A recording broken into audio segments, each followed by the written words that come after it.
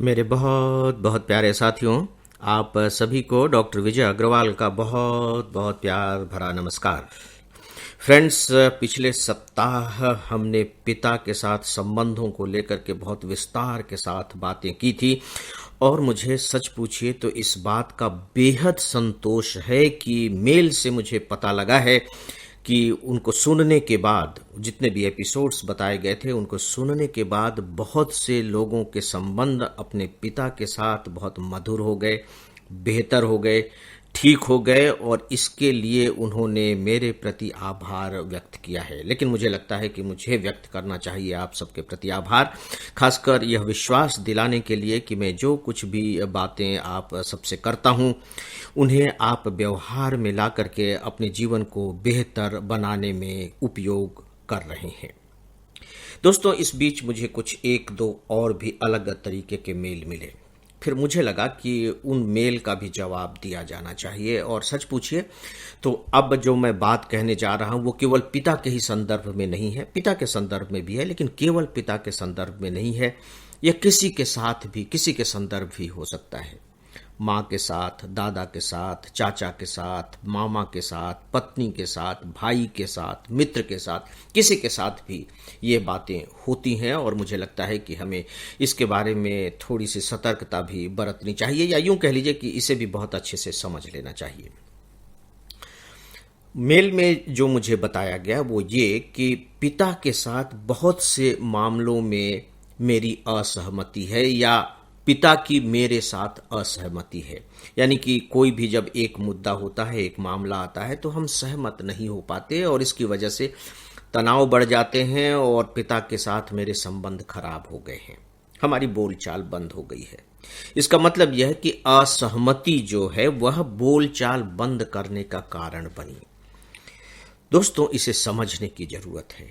देखिए, जो असहमति होती है वो अनादर नहीं होता किसी के प्रति भी। अगर पिता पुत्र के प्रति असहमत है तो पुत्र का अनादर नहीं है, और यदि पुत्र पिता से असहमत है तो पिता का भी अनादर नहीं है। और सच पूछिए, असहमति होना एक अच्छा लक्षण है।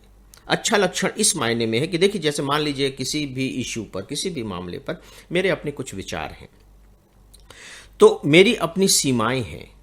मैं उस मामले को केवल अपने ही कोण से देख पा रहा हूं। बहुत से ऐसे कोण हैं जो मेरे लिए अनदेखे रह गए हैं, मैं उन्हें समझ ही नहीं पा रहा हूं, मैं उन तक पहुंच ही नहीं पाता। लेकिन मेरा बेटा उसी मामले में उन कोणों तक पहुंच रहा है जो मेरी पहुंच से बाहर के थे। तो वो अपने विचार रख रहा है, मैं अपने विचार रख रहा हूं और हम दोनों के विचार अलग अलग हैं क्योंकि दोनों का दायरा बिल्कुल अलग अलग हो गया है।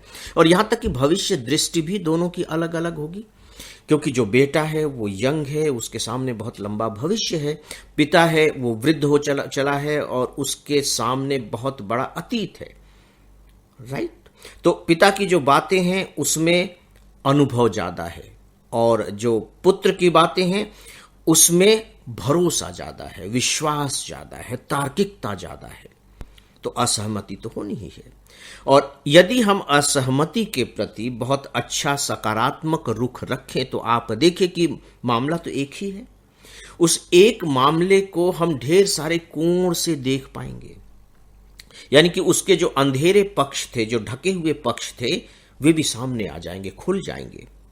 तो कोई भी समस्या हो या कोई भी निर्णय हो, उसको हम जितने विस्तार के साथ देखेंगे, समझेंगे, मान करके चलिए कि जब फाइनल इश्यू होगा, यानी कि जब हम निर्णय लेंगे अंतिम रूप से कि हमें ये करना है, ऐसे करना है, तो उसके सही होने की संभावना उतनी ही ज्यादा होगी।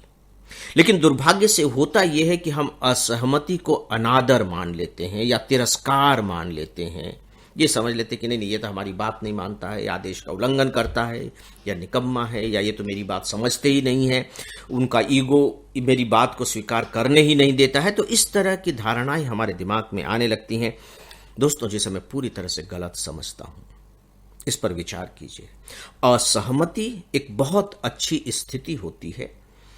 दोनों अपने अपने विचार रखिए। 4 लोग हैं तो 4 लोग अपने विचार रखें, बहुत इत्मीनान के साथ अपने विचार रखें, प्रेम पूर्वक अपने विचार रखें कड़े शब्दों का इस्तेमाल करते हुए नहीं कि नहीं तुमको तो कुछ नहीं आता, अरे तुम अभी हो ही कितने साल के, तुम्हारे पास क्या अनुभव है, तुम फालतू की बात ज्यादा करते हो, उड़ते रहते हो, इस तरह की भाषा नहीं।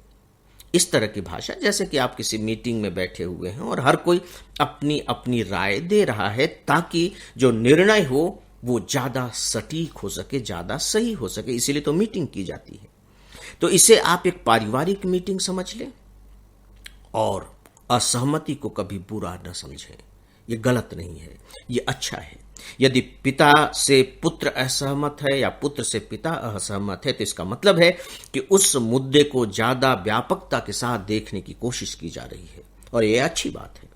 तो दोस्तों, अगर असहमति संबंधों के तनाव और खराब का कारण बन रही है तो मुझे लगता है कि 100% गलत है। ऐसा कतई नहीं होना चाहिए। और यदि आप मेरे इन बातों पर विचार करेंगे तो पाएंगे कि नहीं, सच बात है कि जो हमारे लिए इतना उपयोगी हो सकता था, जो हमारे लिए खाद का काम कर सकता था, उसे हमने कूड़ा कचरा समझ करके दुर्गंध फैलाने वाला बना दिया है। संबंधों में दुर्गंध फैल गई है। दोस्तों, आज मैं अब अपनी बात यहीं समाप्त करूंगा।